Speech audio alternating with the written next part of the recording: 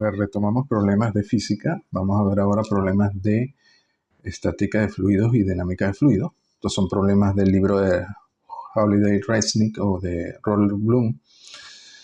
A ver, en este problema nos dicen, demuestra que la fuerza requerida para separar los dos hemisferios del latón, serían aquí dos hemisferios que están bien ajustados uno contra otro, no están pegados, solo están ajustados, están evacuados, es decir, aquí hay casi vacío, donde demuestre que la fuerza requerida F, que se aplica a ambos lados sobre cada hemisferio, debería ser pi r cuadrado P, en donde R es el radio exterior de los hemisferios del latón y P es la diferencia de presión entre el exterior y el interior de la esfera, que debería ser aproximadamente 0 si está el vacío.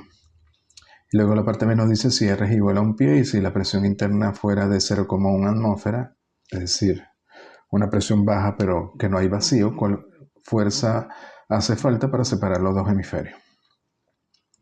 A ver, sobre cualquier hemisferio, por ejemplo sobre este hemisferio, sabemos que está la presión atmosférica aplicada sobre el hemisferio.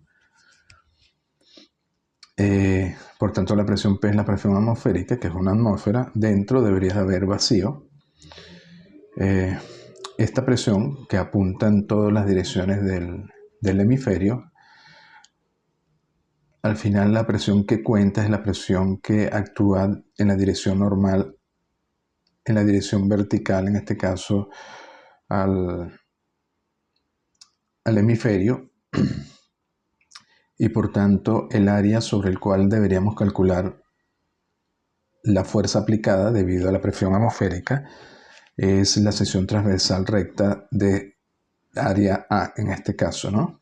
Sería esta área de aquí, el área central, que cubre cada uno de los dos hemisferios. De todas formas, eso se puede demostrar de que la presión al final es que aplica, la fuerza que aplica es la presión multiplicada por el área transversal recta, ¿no?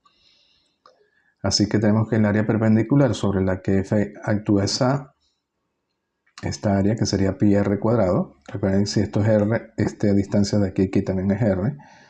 Así que tenemos un círculo de área pi r cuadrado, la proyección de la superficie del hemisferio. Fíjense que sería la proyección de la superficie del hemisferio sobre un plano perpendicular a P. Y debería estar en equilibrio. Y esa área es un círculo. Luego se aplica en la ecuación de equilibrio. En la dirección vertical tienen que la sumatoria de las fuerzas verticales tiene que ser 0, es decir, F, la fuerza aplicada, menos P por A, debería ser igual a 0. P por A sería esta área, esta fuerza, ¿no? Va hacia abajo y la fuerza aplicada va hacia arriba. Así que tenemos que fuerza es simplemente P por A, pero A es pi r cuadrado, ya tenemos P pi r cuadrado. Aquí P es la diferencia de presión delta P, que en este caso sería esta presión menos 0, es decir, P. Ahora en la parte B nos dicen que no hay vacío, sino ser como una atmósfera, así que la presión P o la diferencia de presión es una atmósfera menos 0,1, da 0,9 atmósfera, y por tanto la fuerza es pi r cuadrado por 0,9, 5.900 libras, casi 6.000. Entonces le hace falta alrededor de 3.000 kilos para poder separar estos dos hemisferios, con un R de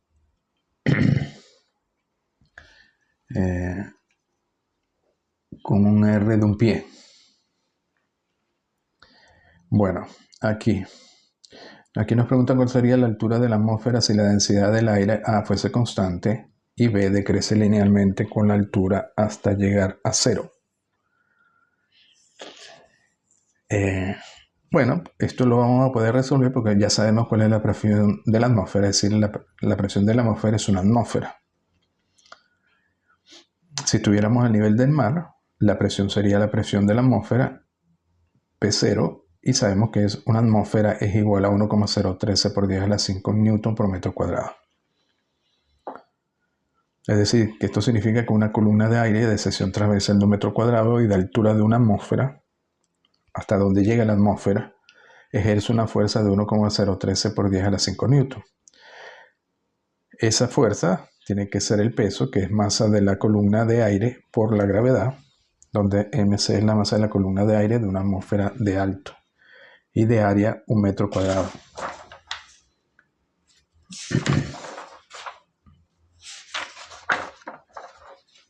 Así que mc tiene que ser esto entre 9,8. Luego mc, la columna de aire de 1 metro cuadrado, también se puede calcular su masa usando el volumen, que sería la altura de la columna por 1 metro cuadrado por la densidad del aire. Pero como es 1 metro, tenemos ρ por h. Es decir, que ρ por h por g tiene que ser igual a mc por g, que es 1,013 por 10 a la 5, y de aquí ya pueden despejar h, que sería la altura de la columna de una atmósfera. Estamos hablando aquí cerca de 8 kilómetros.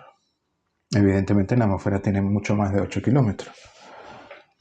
La parte B nos dicen que qué pasa si la densidad del aire varía linealmente desde 0 en la parte superior a una atmósfera en la parte inferior. Es decir, si Y es igual a 0, tenemos la presión atmosférica, y si Y es la altura de la atmósfera H, debería ser 0.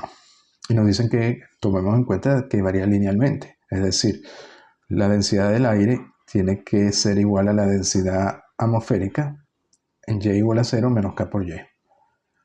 De manera que de esta forma decrece linealmente. Es decir, la densidad del aire en función de Y decrece linealmente con Y. Luego, si la altura de la atmósfera es H, podemos hallar esta constante, debería ser ρ0 entre H, de manera que la densidad fuera ρ0 menos ρ0 entre H por Y. Es decir, si Y es igual a 0, tenemos que la densidad del aire es ρ0, una atmósfera, y si Y es igual a H, nos da 0 la densidad del aire, porque ya no habría atmósfera. Luego la masa de la columna de 1 metro cuadrado de base a una altura Y, a una altura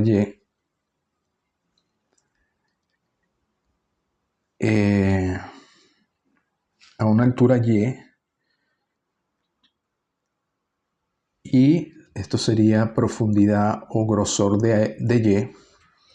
Sabemos que la densidad de este rebanada de columna de aire sería dm igual a la diferencial de volumen por la densidad del aire, pero aquí tenemos que usar la densidad de aire en función de y de B sabemos que va a ser entonces el área, esta área, que es 1 metro cuadrado por la profundidad o ancho que es de Y.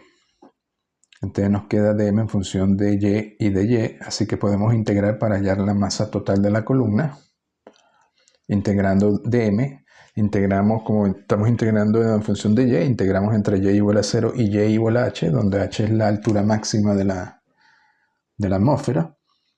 Y al final nos queda que la masa de la columna es ρ0 por H entre 2. Básicamente lo que nos dice que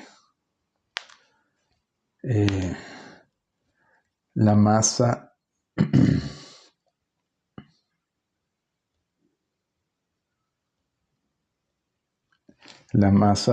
de la columna va a ser la mitad de lo que sería en este caso. Por eso aparece H medio. Luego lo que tenemos que hacer es igualar mc a una atmósfera, que es 101.300 newtons, porque sale de 1 metro cuadrado por una atmósfera, nos daría 101.300 newtons, y eso tiene que ser el peso de la columna, que es mc por g. Es decir, mc tiene que ser 101.300 entre g, pero también tiene que ser igual a ρ0 por h entre 2, y de aquí despejamos h. Y nos da alrededor de 16 kilómetros. Fíjense que es el doble de esta que nos había dado aquí cuando la densidad del aire es uniforme. Estamos hablando de 16 kilómetros, pero realmente la densidad de la atmósfera es mayor de 16 kilómetros. Por ejemplo, los aviones pueden volar a 10 kilómetros, 11 kilómetros de altura, incluso 12 kilómetros.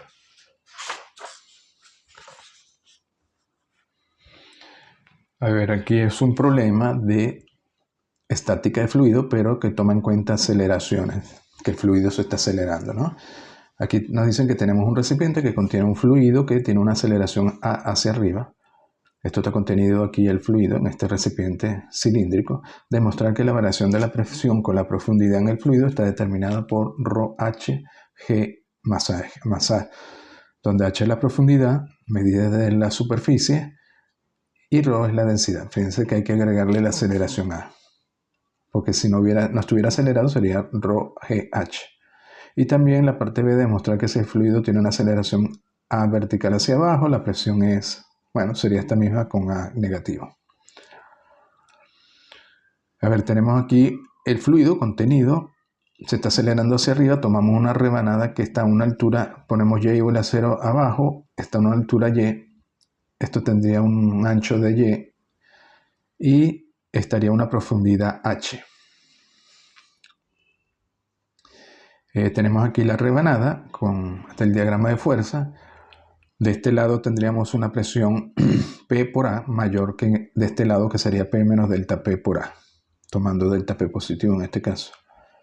Tendríamos el peso y la aceleración hacia arriba. Hacemos la ecuación de equilibrio. Sería esta presión por A menos esta presión por A menos mg igual a masa por aceleración. Aquí esto va positivo porque va hacia arriba y esta también la pusimos positiva hacia arriba. De aquí despejan dp en función de d de y luego lo que queda es integrar. Entonces vamos a integrar dp, ya que está en función de y, entre y igual a y, este punto, a y igual a y más h, es decir, hasta la superficie. De este punto P a la superficie. Si esto es y esto es h, la superficie está en y más h. En la superficie, lógicamente, P es igual a P0, la presión atmosférica, porque esto está abierto a la atmósfera. Entonces aquí tendríamos en la superficie una presión P0, la presión atmosférica. Integramos y entre y más h y P entre P y P0. Y al final nos queda que la diferencia de presión o la presión medida, que sería la diferencia de la presión menos la atmosférica, nos da ρ por h por g más a. Es decir, la variación de la presión con la profundidad h, medida desde la superficie. Y la parte B es lo mismo, simplemente si la aceleración hacia abajo, solo hay que cambiar este signo por el negativo, porque aquí solo cambiaríamos este término MA por M menos MA. Entonces, ¿qué hace? Lógicamente la aceleración lo que hace es agregar o quitar peso a la columna de fluido encima del punto P. Entonces ya lo habíamos visto en otros problemas, que si se acelera, el peso aumenta, si se acelera hacia arriba el peso aumenta y si se acelera hacia abajo el peso disminuye. Por lo que hay que ajustar G por más o menos A.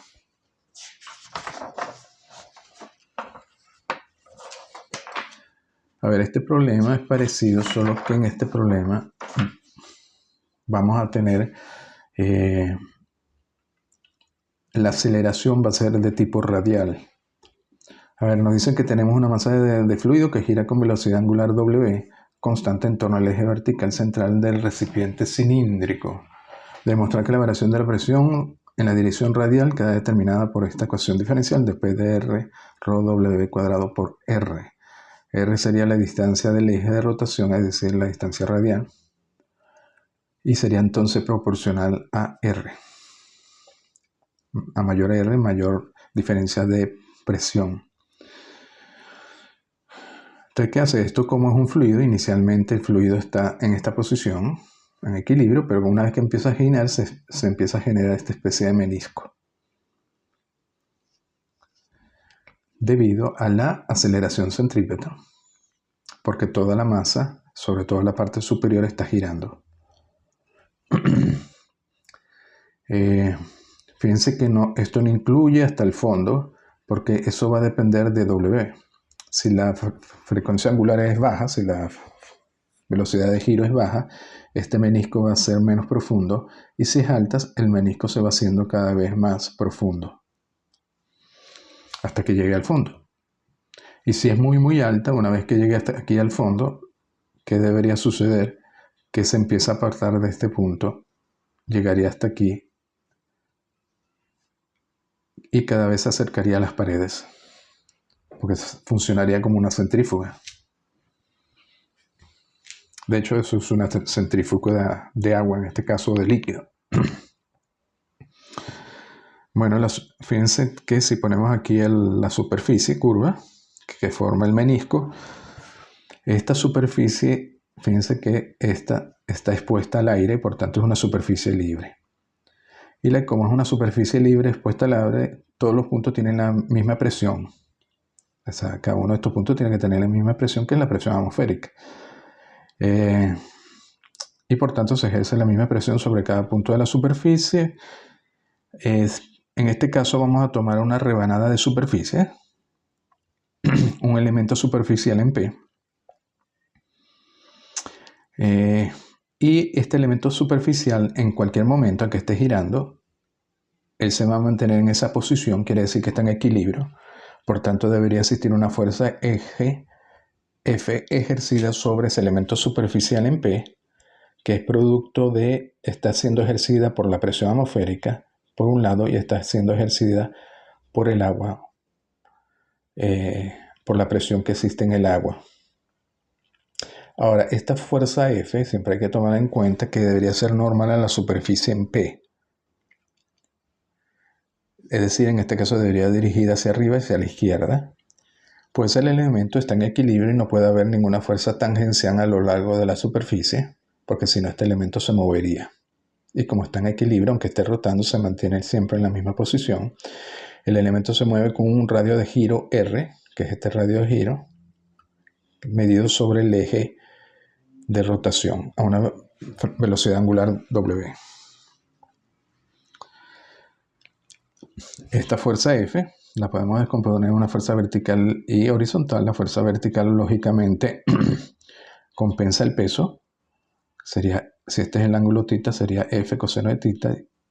Y la horizontal, F seno de θ, esta fuerza hacia la izquierda, hacia el eje, hacia adentro, es la que genera la fuerza centrípeta. De hecho, podemos dividir 2 entre 1 y obtenemos la tangente de θ, que va a ser constante porque en cualquier momento R se mantiene constante si W es constante y G es constante. Ahora, podemos comparar de la geometría, hallamos tangente de θ, como tangente de θ sería este cateto R entre este otro que lo llamamos Sn. De aquí despejamos Sn y queda en función de G y W, que son constantes. Es decir, tenemos Sn constante, pero Sn es lo que se llama su normal de la curva en P.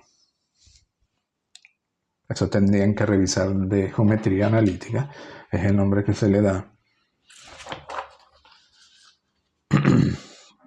Básicamente es la proyección que va desde el eje al punto P, esta proyección normal, y luego de esta curva normal, la intersección al eje. Entonces estos dos puntos dan esta distancia Sn que se llama la su normal. Ahora, para las parábolas se cumple que la su normal es siempre constante, lo cual indica que la curva que pasa por P es una parábola. Luego vamos a analizar entonces el efecto de la fuerza centrípeta, cómo genera ese cambio de presión. Teníamos que llegar a esta ecuación diferencial. Luego la fuerza centrípeta, debido a la rotación, produce una diferencia de presión en un elemento de masa de líquido de ancho dr. Imagínense que este es el elemento, este sería la superficie que está expuesta al aire. Sería una parte, una rebanada de la superficie de este. Recuerden que la parábola, cuando gira, forma una superficie de revolución que se llama paraboloide, y esta sería una rebanada de ese paraboloide. Esto está girando con W, está expuesta a la fuerza, en este caso fue centrífuga, está a una distancia de R, se toma una distancia de R, y cada uno de estos elementos está sometido entonces a una presión distinta. ¿Por qué? Porque esta distancia R es distinta y por tanto se van a generar en estos dos lados de esta superficie, de este elemento de volumen, presiones distintas. Esta va a ser P más delta P y esta va a ser P. Estas áreas serían iguales. Entonces tenemos que delta P, que sería delta F entre A, nos queda delta FA por delta P, donde A serían las áreas de estas dos superficies. Vamos a ver la ecuación de equilibrio en la dirección radial.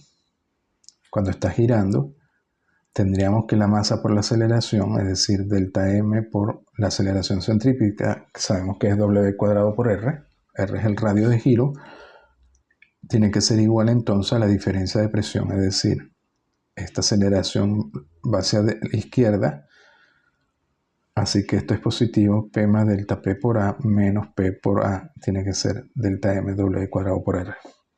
Y de aquí pueden despejar delta P en función de delta R o llevando diferenciales de P es igual a dr por rho W cuadrado R, dividen y hallan la ecuación que nos estaban pidiendo.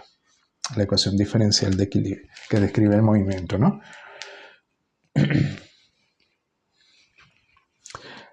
Luego, vamos a definir P igual a PE como la presión en el eje de la parábola.